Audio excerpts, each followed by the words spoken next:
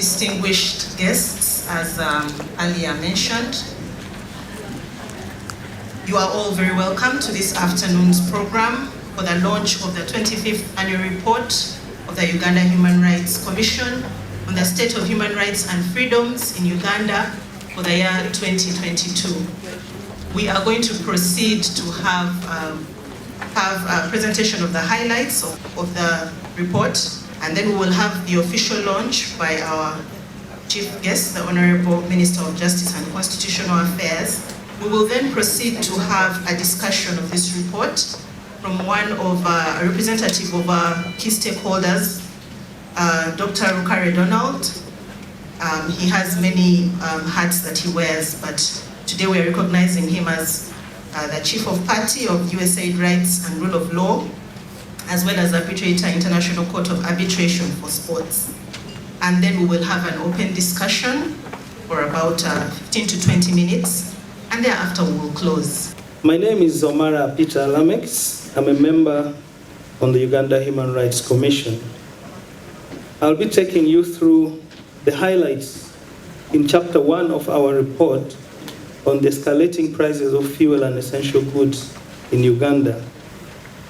Concerns related to escalating prices of fuel and essential goods continued, with manufacturers of different goods and services witnessing less demand as Ugandans attempted to be frugal and manage the situation.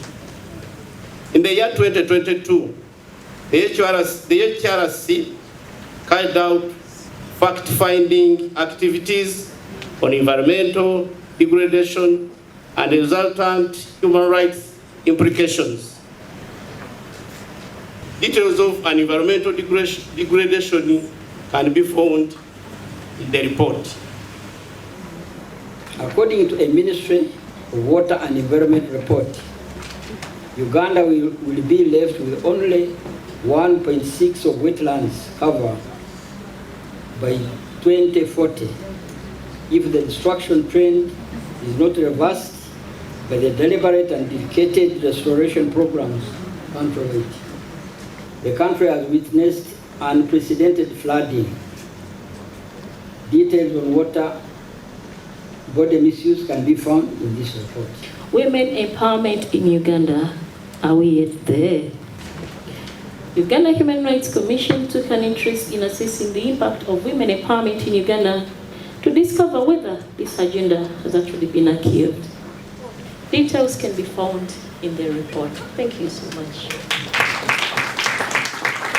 Honorable Minister, ladies and gentlemen, our report, the 25th annual report, also covers emerging issues which occurred in 2022 where human rights implications were observed.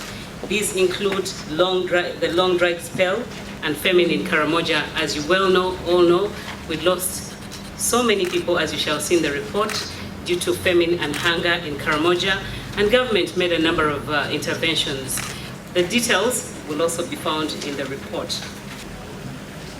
Let me appreciate on my own behalf and on the broader UN family the invitation by the Commission for the launch of its 25th annual report. The Uganda Human Rights Commission is a very important institution, critical for the safeguarding of the rights of Ugandans as the country progresses towards its development goals. And by rights, of course, I'm talking about the broad spectrum of rights: economic, social, civil, cultural, etc., across the spectrum. And on that note, let me really appreciate the report's focus on this broad spectrum of rights. And what a coincidence, this afternoon, the person going to launch this report is another classmate of mine, and also my former guild president at Makerere University.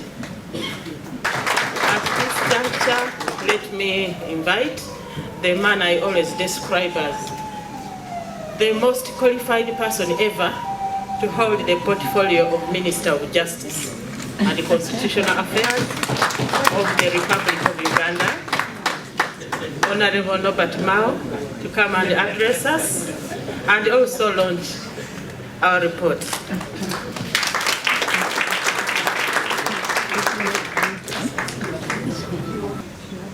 So, let me congratulate you, Court, and the Human Rights Commission, and all the people who support you. The establishment of human rights committees nationwide is very important. We congratulate you for having been voted the best national human rights institution in Africa. I believe on the count of 3, we will cut the ribbon, and thereafter the dignitaries will just sign to show that they have participated in this. So on the count of 3, 2, 1, yes, we congratulate the Uganda Human Rights Commission and all of us on the launch of the 25th annual report on the state of human rights and freedoms. That was a coincidence, Honorable Chief Guest. But the hand of God can... It's okay.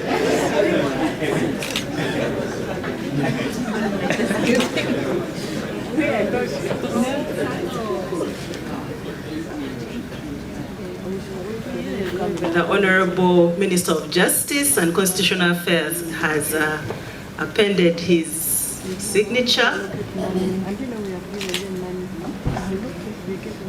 I think we can appreciate him for that. And the Honorable Chairperson of the Commission, Court as he fondly referred to her, is now also appending her signature.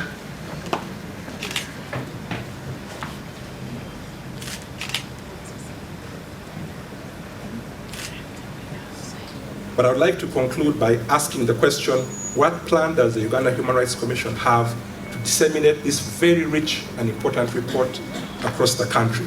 Do you plan, for example, to have town hall discussions? Can you leverage technology to have different ways to disseminate this report to all the various parts of this country? Because I think just launching it here in Protea is good, but we need to take it a step further and ensure that this good report gets the bandwidth and coverage that it deserves. Thank you very much. Initiator and establisher of the Uganda Human Rights Commission, the first one, and I want to acknowledge and endorse that she really did it very well. She did it very well. Of course, there is no much time. Yes, I'm Miriam Matembe, senior citizen. Before I make my own comments, I just want to say, Honorable Minister, you are saying we must face our demons. But I want to tell you that without being rooted in Jesus Christ, I tell you, and God, these demons will just deal with you. Ceremonies. I am Patricia Achano Kiria, and I have just a few comments to make. First of all, I would like to congratulate the Uganda Human Rights Commission for the report. I see significant improvement in the structure, quality, and the content of the annual report. The report adopts a creative approach and unpacks significant human rights thematic areas and points out major concerns which require swift and robust action on part of the government of Uganda. My name is Colonel Deo Karikona, and I'm the Director of Human Rights in the Uganda People's Defense Forces. I rise to give the people of Uganda reassurance about our commitment to human rights. Ladies and gentlemen, we are an accountable force, inherently an accountable force and open to public scrutiny. We therefore take this report in good faith and undertake to implement all the recommendations. My name is once again, I'm called Commissioner of Police Summery James. I head the Department of Human Rights under the Directorate of Human Rights and Legal Services at Police Headquarters. I also want to take this opportunity to thank the Commission for this report. So I want to report to this meeting. I'm taking back all the voices that I've heard today, and of course, to reinforce on the programs we have been implementing within the institution to make sure that we really continue as a force and sister forces, of course, to ensure that we respect and ensure that Ugandans enjoy their rights. I thank you very much.